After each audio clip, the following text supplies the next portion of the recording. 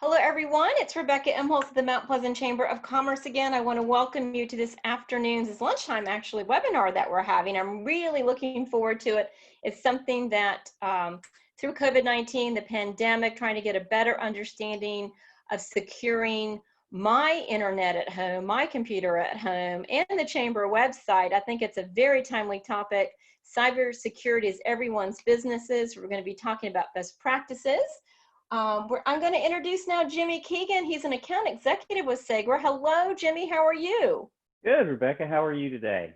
I am awesome. Thank you so much for pulling this together.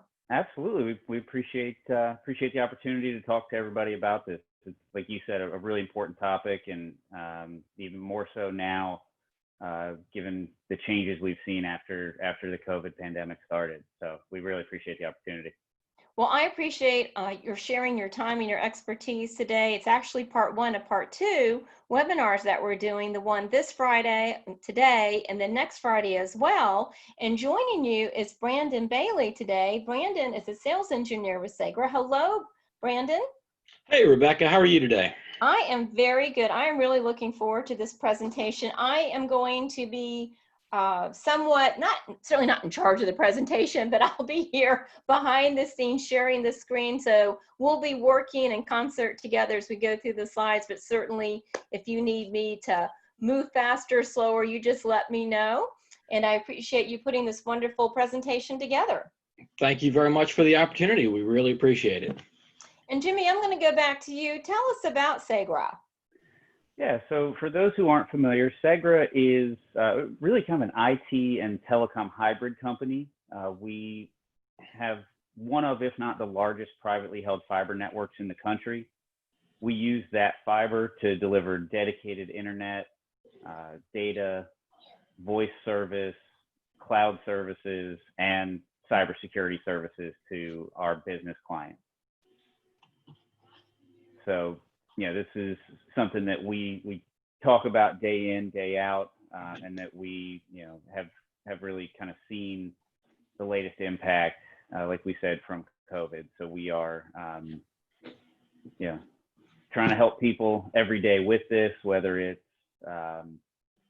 through services we provide or just kind of best practices and good advice. And so we're going to, focus on some of that advice today, and we'll go through today some different types of attacks that we're seeing that exist out there in the world.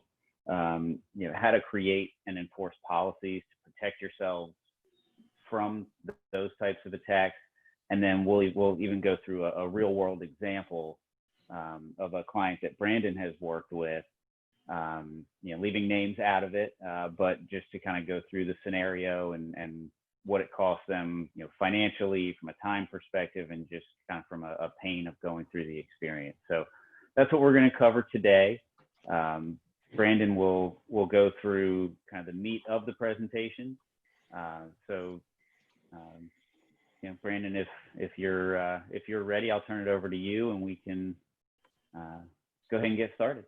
Sounds good. I also want to, in addition to welcoming everybody to today's webinar, let you know that you can put some questions in the Q&A chat box. So if you have some questions, I'll be monitoring them throughout the webinar, and we'll make sure that those are addressed today. And we also appreciate those of you that I know are watching this as a recording as well. So without further ado, Brandon, I'll let you get started. Well, hey, everybody.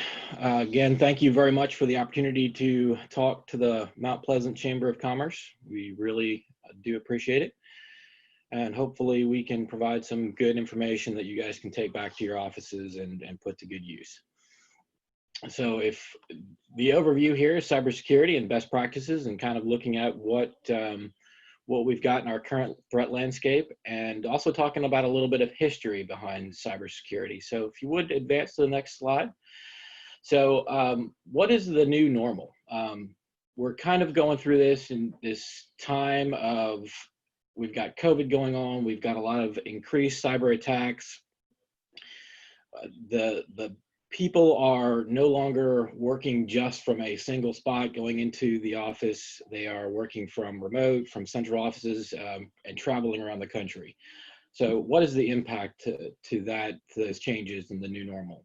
We're going to talk through all that. We're going to talk through the new vulnerabilities and the cyber threats that have been introduced, especially with the new COVID epidemic going around the world. And then we're going to also talk about how do we secure our business systems and employees to protect ourselves from those threats. If you would advance the next slide. All right. So a little bit of history on here. So the economic impact of hacking is obviously a big piece of what's going on. We all understand that money and business go hand in hand. So I was able to find a 2018 federal report from the Council of Economic Advisors. And this is something really interesting to me is they are only able to estimate what actual cyber crimes are. But in 2016, it cost the US economy between 57 billion and 109 billion. That's a lot of money, especially for something that's as easy could befall any of us. And since the COVID-19 pandemic, cybercrime has been up 600%. So that's a lot of new activity out there in the marketplace, and everybody is a target. All sizes and all sectors are affected. So let's talk through about these. This is a list of the most common ways of attacks. Obviously, the one we've probably all seen is email. Everybody's seen those emails from the Nigerian prince, I'm sure back in the day. Well, it's just gotten more sophisticated. It's gotten to the point where the emails that these attackers or malicious actors are sending out look very much so like legitimate emails coming from companies. I'm sure everybody here has seen or heard of the UPS or the FedEx email that says, click here to check your package. Well, those are just getting more and more prevalent, and the malicious actors are getting better at making those emails look more realistic. So a few of the other things, and I'm just going to go through this list really quick. If you've got any questions specifically on anything in this list, please reach out to myself or Jimmy. We're glad to take a deeper dive into any of these attack vectors. The next way that a lot of attacks happen is by brute force. So that means that we're essentially sending a bunch of passwords at a system that's exposed to the internet. Social media, so information mining. This is a piece to pay attention to because we are all on social media, or at least most of us, and anything that you put out there is kind of public information, and it's going to stay out there. Even if you go back and delete it, it's still out there. So just being aware of that. Man-in-the-middle attack, again, it's just a break in the connection and just a weak place in the connections. DNS exploits, just a way of making another attack vector using the internet's traffic routing protocols. Text messages are kind of a new one and something for everybody to pay attention to. I'm sure we've all seen those text messages coming across and verify you've actually logged in here or confirm that you've received a package. So being mindful that attack vectors are coming through text messages is also very important.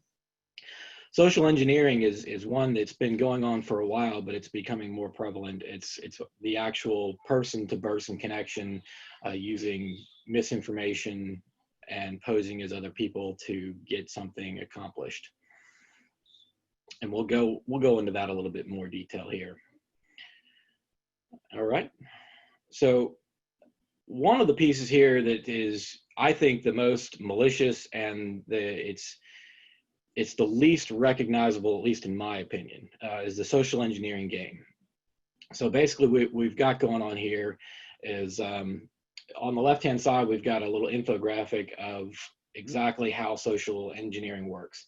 So you're essentially going on, the malicious actors going on to social engineering or social networks and either connecting to you or connecting to a friend or acting as a friend, and they're looking for information. And all that information is they're basically building a portfolio on the company that they want to attack. so that they can learn who the officers are in the company and who does what, so that when they make phone calls and send emails posing as other people in the company, that they're going to get some kind of action from the employee that they're contacting. And this is a step-by-step process, so they usually tee it up with a phone call or some social media posts, and they start introducing themselves. It could even get as strange as somebody coming into your office and posing as a copy repairman or some other kind of person. But just to be aware of that and to understand that the social aspect, not all the attacks are going to come through your devices or your computers. There is a person piece of this, a social piece of this. So keeping that in mind and just being aware of any kind of weird requests you might get. And just a quick example is there was a company in the news about a year ago where a CFO from a company received an email from his CEO saying, we have to make a money transfer into this account for some kind of escrow. And the CFO went ahead and processed it. He called the CEO and said, okay, I've taken care of that. Is there anything else you needed? Well, needless to say that when the CEO answered the phone and said, I didn't ask you to send any money anywhere, they'd already sent that money. So that is a prime example of social engineering, making someone think that they are someone they're not. So just be out there, aware of that is out there in the world. And just real quick to run through this, we've got phishing. I'm sure everybody's heard of phishing. Spear phishing is a targeted attack going after somebody specifically in a company to either get them or somebody else to take an action that would benefit the malicious actor. Vishing, and I put these on here because I like the words. Vishing is voice, so phone calls. Smishing is text messages that can take you to infected sites or something that can get an agent on your tablet, device, computer. So just to be aware of all of these different vectors of attack and look at them a little bit closer before you click in on any of those links, either via email, text messages, responding to voicemail. So the key here is just to question and make sure that you're having a conversation with the person who is making a request, and you've gone back and verified that this is the action that you need to take. It'll takes 5 or 10 minutes on the front side, but it can save you millions of dollars on the back end. So we've got obviously everybody knows about the COVID-19 pandemic out there. This has spawned a whole list of new attacks targeting COVID-19. A lot of it's informational, a lot of it's looks like it's coming from your healthcare provider, but they'll send it out saying something like, here's some COVID-19 information, click this link to get more information from our website. Again, just to be aware of any of those emails that are coming in, anything that's got a link to it. A little tip and a trick here is if you just hover over the URL, sometimes those URLs come in and are disguised to look like something legitimate. If you hover over the URL, you can see exactly where the link is going to take you. And if it looks in any way illegitimate, if you see any spelling mistakes, if you see that it's not taking you to the site that the email is sending you or saying it's coming from, just don't click on it and go ahead and forward that to your IT team. So some of the biggest examples out there are going to be phishing emails coming in to your employees or your clients. So just spreading that around, ensuring that people are aware that there are cyber threats coming through, posing as legitimate either healthcare organizations or other kinds of communications, maybe from your local businesses, saying that here's our updated COVID-19 instructions. So here's a big question. who is responsible for protecting our information systems? And speaking from a company perspective, you are. Every member of the organization, all of us, we are all pieces of the overall puzzle that will fit together to create the protections that are needed to keep our company and personal data safe. So we all have to be aware, we all have to understand exactly what is going on in the world and share that information with anybody you can, because the more people we can get to understand cybersecurity and what is happening out in the current landscape, the better we are all protected. All right. So what can we do about this? Can we go back to pen and paper? Probably not. So what we can do is implement an ongoing training regimen. And that is one of the most important piece, because we can put all kinds of constraints into the network, and we can put all kinds of constraints into security practices that are handled programmatically by our systems, but the attackers are always going to pick the weakest link, and people are busy and they've got other things to think about, so you're not always concentrated on what could happen if I click on something that I don't recognize. So implementing an ongoing training regimen through a cybersecurity training company is an extremely important piece, and one of the most beneficial that I've seen take place out in the workplace. Another piece that we've got to all do is create and document security policies. All of that information needs to be documented for our individual companies, so that we can store that and share that with our new employees and make sure that we understand what these policies and procedures are for handling cybersecurity. And lastly is to enforce the training and policies with some steps that will make sure that we're all getting the information and understanding the information. So if you wouldn't mind advancing, thank you very much. So cybersecurity training, like I said, it's one of the best ways to protect our workforce, all of our employees, and our company data. We use a company called KnowBe4. It's pretty much one of the best cyber training companies out there. It was started by a hacker in the 90s by the name of Kevin Mitnick, and after he served his time, he started up a training company to make people aware of exactly what practices are used in the hacking community to get that information that they want. Whatever it is that they're trying to get, this guy has seen it and has created a really good comprehensive training program for it. So some of the things that I look for in a training program is I like the ones that have online learning, because it's really hard to get a whole organization together for an in-person training session. So being able to do that on demand, and what I'm recommending is we do this and you give your employees a set amount of time to run through these courses. With this particular company, there's different training modules that you can use, and tailor it to your specific industry.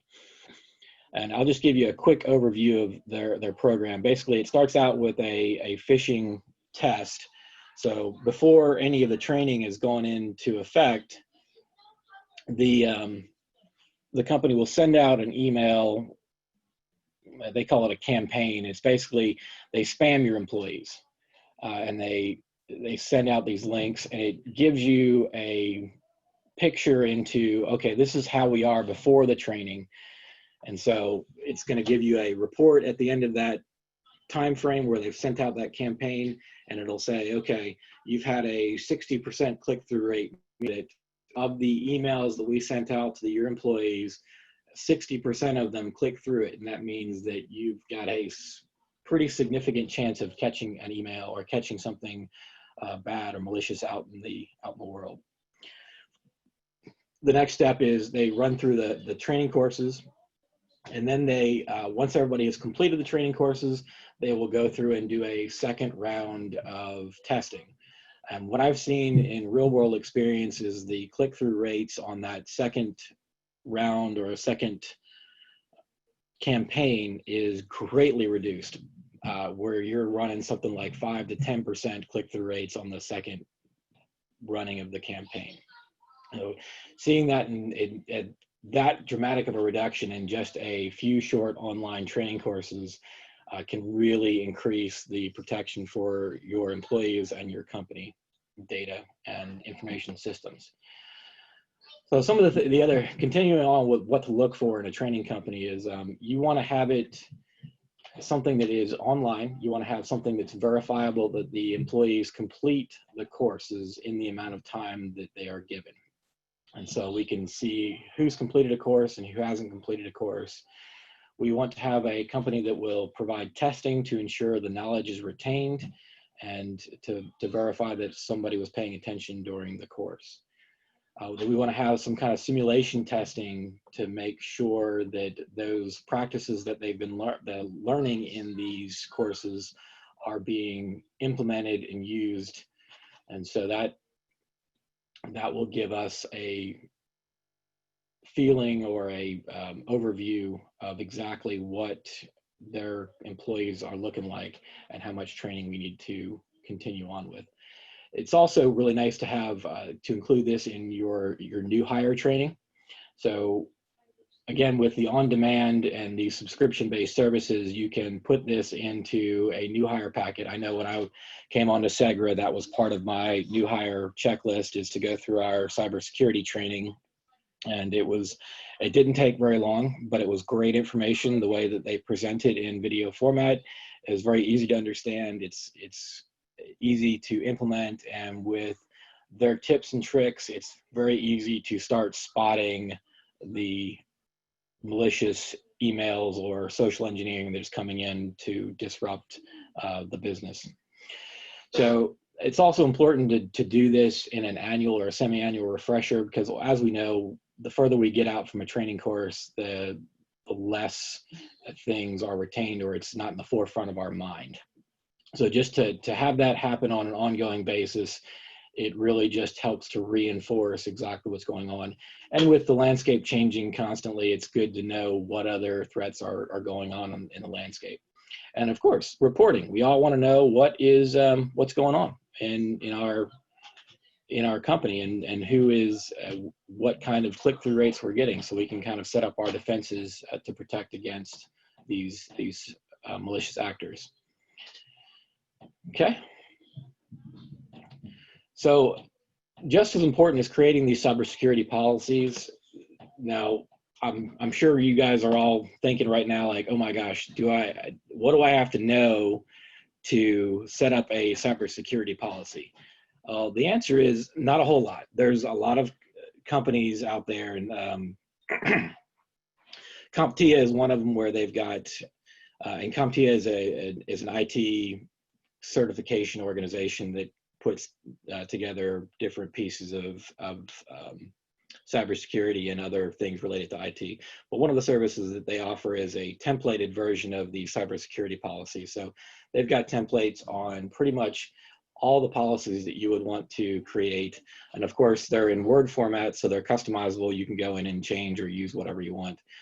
They're fillable, so that you could just pop your company's name into it and get that into a format that is good for your particular company.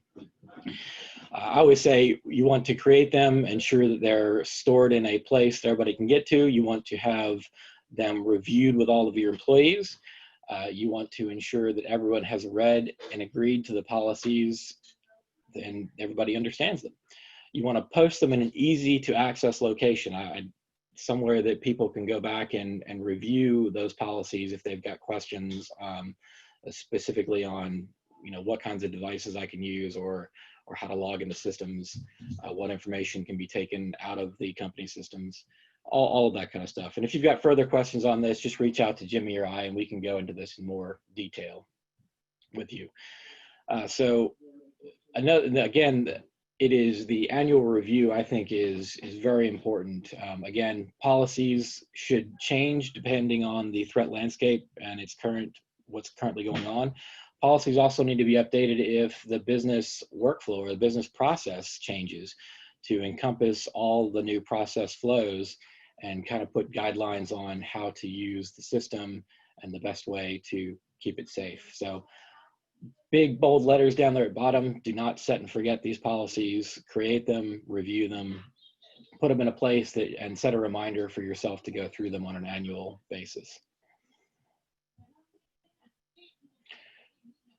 One of the big things that is creating a new access vectors for these malicious actors is bring your own devices. We all know, we all kind of have our own phones, and with devices being so prevalent and systems becoming more of a centralized location, meaning that companies are working with cloud-based servers and putting these in places where it's more efficient, more effective, and also letting employees bring their own devices to access those the company information systems. It's very important to have these devices create a list of acceptable devices, so that that we want to use an iPad at level whatever operating system, a phone that is maybe we've got a policy where we only allow Apple devices. Maybe we've got a policy where you have to have a newer phone, so it's got an updated security process. But just looking through that, if that's something that's important to your business, where you are letting your employees bring their own devices, is that we're creating a bring your own device policy that says, okay, here is what you have to understand if you're going to put company data on your personal device. So we need to make these policies enforceable. And again, that's a interesting topic, because you're essentially, if you're putting corporate information on your personal device, then that corporate entity should have the ability to remove that without having to have you take care of it. It also, there's different aspects of employees and the employee life cycle that can be handled by this policy as well. So typically those controls can be put into information systems such as email, that when you connect to an email server, it's popping up a policy that says, please know that this is corporate data. It is intellectual property owned by the company. We reserve the right to erase the email and erase this access on demand. And you want to have that in place for anybody who is using a personal device. If we want to take it a step further, implement an MDM system. What an MDM is, it's a mobile device management system. It's basically an agent-based. So there's a little installer that can be put on pretty much any kind of device that gives the corporate network administrator the access to control what is on that device and what's not on that device. And they can do a lot of different things through that MDM software. Again, if you've got questions on this or you want to take a deeper dive, talk to myself or Jimmy. Okay. So we want to enforce all these policies with our electronic systems.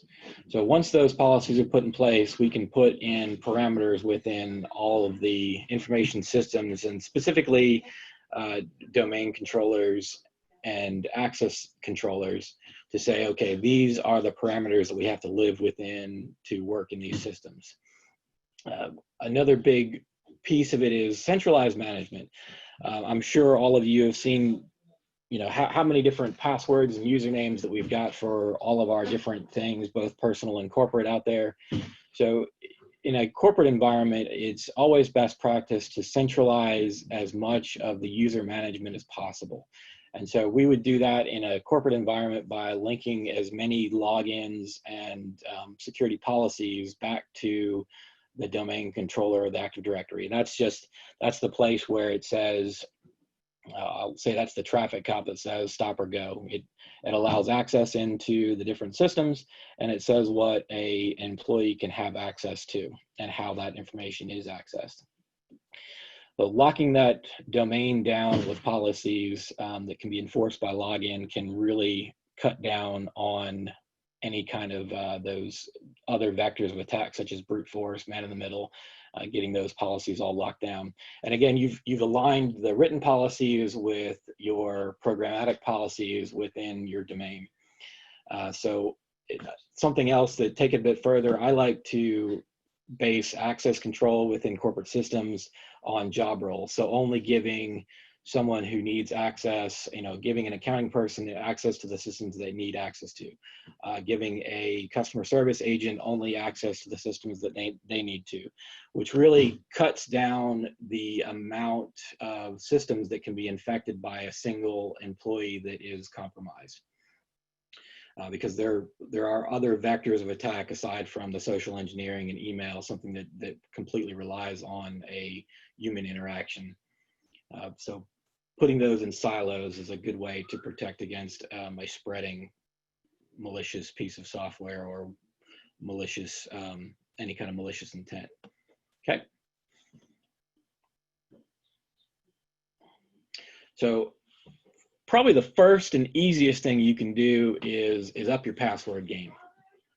And before we talk about what to do there, passwords are a double-edged sword, right?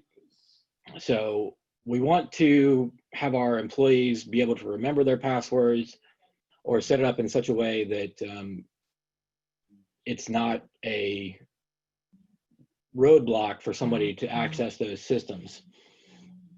But I will say this, complex passwords are very important. They can be a pain for our different users to remember, but I always recommend using long complex passwords or phrases. So you could say, my password is, set it up for your domain to take a 10 character or 11, 12 character passphrase, and it could be eat at Joe's. So just thinking of a new way to handle those passwords, because even spaces within that passphrase are count as characters for that complex password. And having those complex passwords in there greatly reduces the dictionary attacks or brute force attacks. And that's just where a computer basically generates random passwords and tries to log into different usernames based on those generations. Wireless, another easy low-hanging fruit to lock down. Don't give away the keys to the castle. So if I've got Wi-Fi in my office and I let one of my customers onto my Wi-Fi, well, if that's the corporate Wi-Fi, then they've just gained access to everything within my network. So a real easy way to do that is to segregate corporate and guest traffic. When we do the guest setup, it's straight to the internet. It doesn't even touch the corporate network, and those are done in very specific ways so that the guests never touch the corporate network or have no access to the corporate network. Another simple one to do is disable non-used data ports. So if we've ever been into an office and we're sitting in a waiting room and you see one of those network jacks sitting on the wall, and it might just be me, but I've sometimes gone and plugged into those just to see if I can get access. Well, if those are live on the network, then again, you've just gained access to the corporate network. So unplugging any unused data ports that are, that could go into anywhere your customers could get to is another low-hanging fruit, easy way of stemming that cyber access. Okay. So real quick, real-world example. This is an example of ransomware. This one was specifically a crypto locker. This is a company that I worked with for quite a while. They're the regional company. They're engineering and fabrication. They conduct business mostly via phone or email.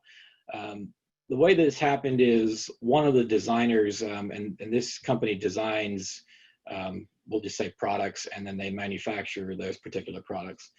The designers received an email. They were expecting a shipment of design materials, and this email just happened to be from UPS saying that there's been a problem with your shipment. Please click this link to view the status and file a claim if necessary.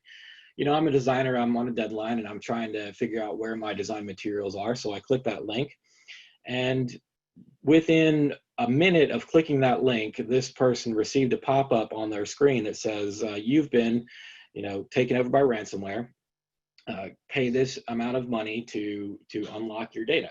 And you've got so many hours to respond before this link expires and you're no longer able to get to your data. So all the company data was encrypted by CryptoLocker. This particular company, being a design firm, they had about 20 terabytes of inaccessible data. That meant that pretty much anything that they wanted to work with on their corporate file system, it was encrypted and they couldn't do anything about it. So the first action was taken. The backup had failed to restore. So we were not able to restore the system from backup. And that there's a story behind that. We had recommended that they make changes to their backup system. They chose not to take those recommendations, and now they're in a situation where their existing backup software could not restore that information from a backup. So in this situation, normally when you get a CryptoLocker attack, you can just restore all that data from backup to a point in time before the ransomware took over, and you can get up and going, in a relatively short amount of time. And when I say relatively, restoring that amount of data back into the system can take 8, 10, 12, 15 hours, depending on what kind of data that needs to be restored. So during this time, while we were figuring out what the next steps were, the company cannot work. So they're down, and there's nothing anybody can do. The fabricators are running out of projects to do because the designers can't update new designs. And so thinking through that in your own business example of what would happen if I was attacked and all of my information systems were encrypted to where I couldn't access it, my employees couldn't access it, what kind of tolerance does your business have to deal with that? If it's something that if that went down, we're in a really bad position. If we can't be up and running in a few hours, we're processing orders, we're doing this or that. So thinking through how long, what's your actual tolerance for downtime would be, and really go in and think about that. If I were to not be able to do this, whatever your business process is, how would that really impact my company? And that thinking, that thought process will take you into, okay, what do I need to do to have my employees trained so that they can stop this before it happens? And then what do I need to do? What do I need to have in place to keep, if there is a breach in my system, to restore that information? And then a plan for business continuity. How can I get hit by this and then keep working and keep going? So getting a business continuity plan together is an extremely important piece to this. And just to finish up the story, in this particular situation, we ended up having to pay the ransom to the CryptoLocker. We were able to get the data back. But that was, that's kind of sending money into a black hole. You don't know if they're actually going to do what they say they're going to do and unencrypt the data. In this case, we didn't have any other choices to fall back on. But I can tell you that this particular example changed the way that business thought about their business continuity and backups. It changed the way they thought about their employees and how they do business. So it was a tragic event. Ultimately, they were able to recover. We were down for 3 days. So think about that, down for 3 days without being able to do any work whatsoever. And then we were able to get them back up and going, get the files decrypted, and put in a plan for improving their security systems going forward. All right.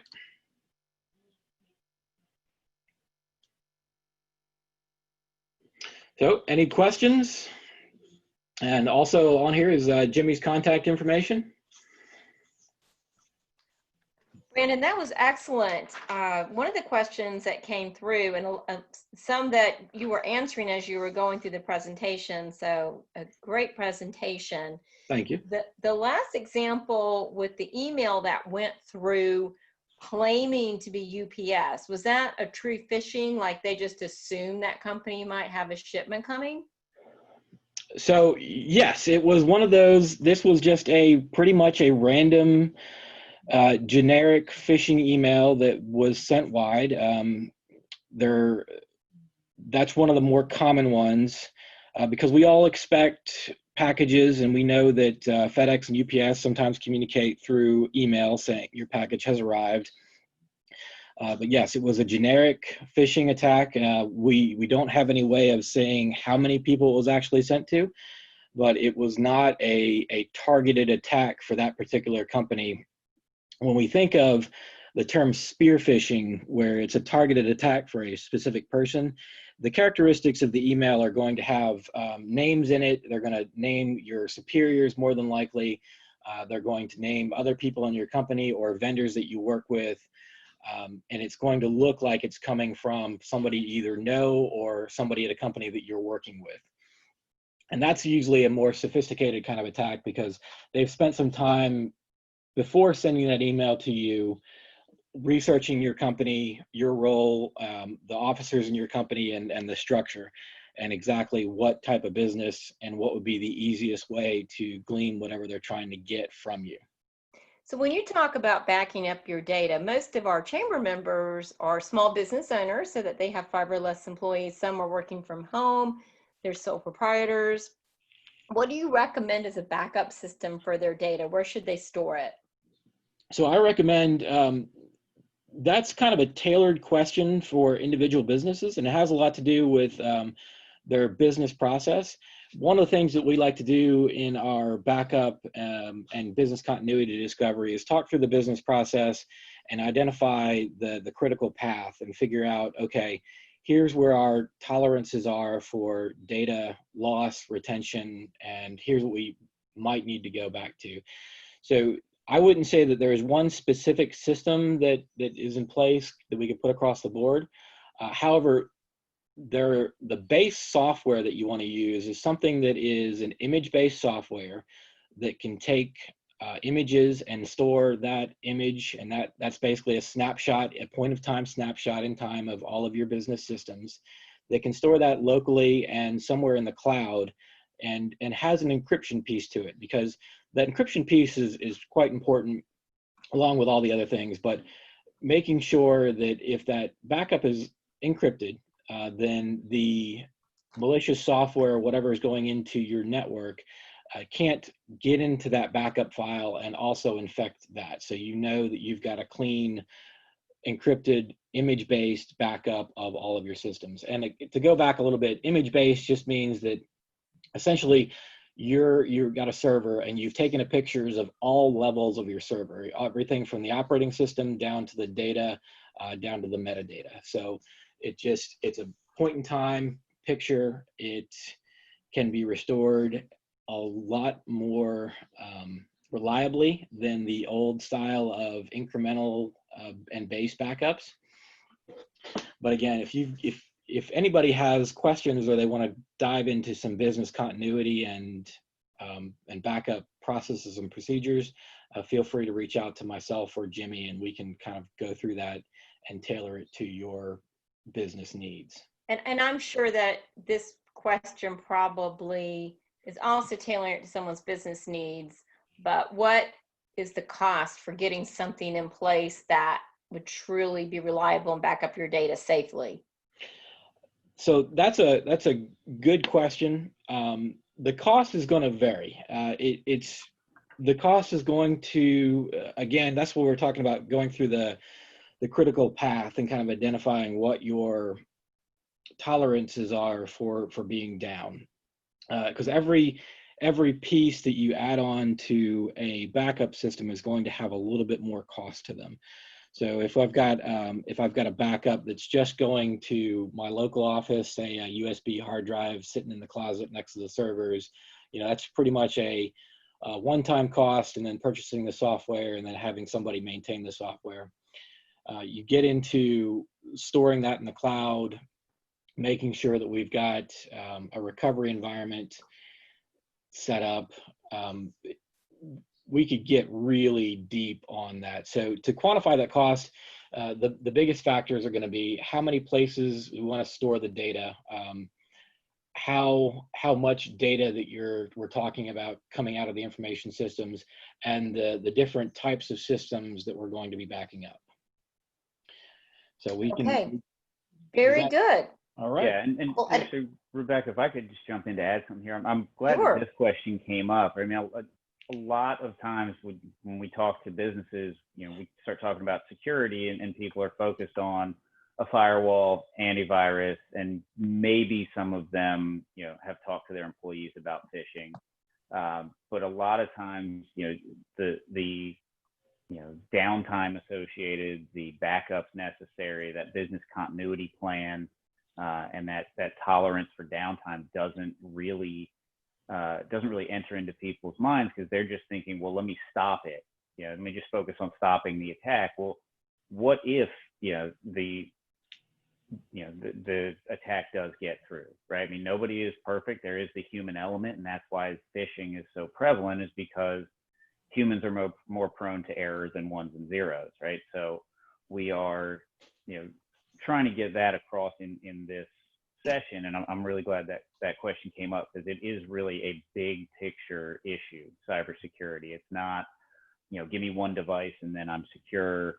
There's not one piece of it, and there, the how do I recover from any damage I might incur from an error, and how do I minimize the impact if an attack gets through. So that's definitely all a part of what we're trying to do with what we're talking about today. So that question coming up was great. It really it should be a focus for all businesses on how do I minimize any impact.